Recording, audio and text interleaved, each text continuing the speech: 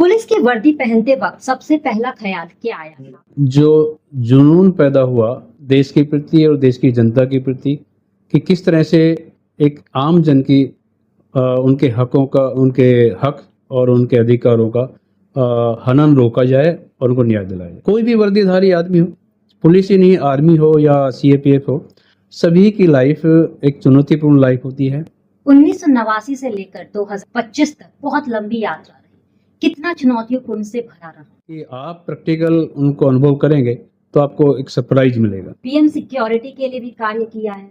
PM security में कार्य करने का एक अलग तरह का मजा है कि आपको एहसास होता है कि आप देश के सबसे बड़े सुरक्षा कर रहे हैं, सुरक्षा दे रहे हैं उनको, और हमें गर्व होता है कि हम अपने देश के पीएम की सिक्योरिटी में इन्वॉल्व होकर के अपनी जान देकर भी उनकी सुरक्षा करने के लिए तैयार रहते हैं। खाकी आजकल दबाव में काम कर रही है? नहीं, मुझे ऐसा नहीं लगता कि खाकी ने कभी दबाव में काम किया हो, कि मैंने अपनी लाइफ में कभी भी किसी भी तरह के दबाव में काम नहीं किया। बढ़ते हुए साइबर फ्रॉड को लेकर क्या कहें?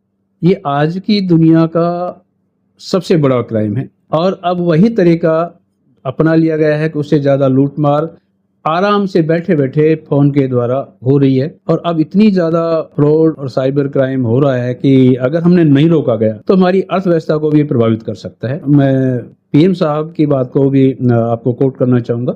उन्होंने इस बात का अपने मन की बात में जिक्र किया है कि हमारे देश के नागरिक साइबर सुरक्षा को अपनाएं और उसके जाल में न फंसे।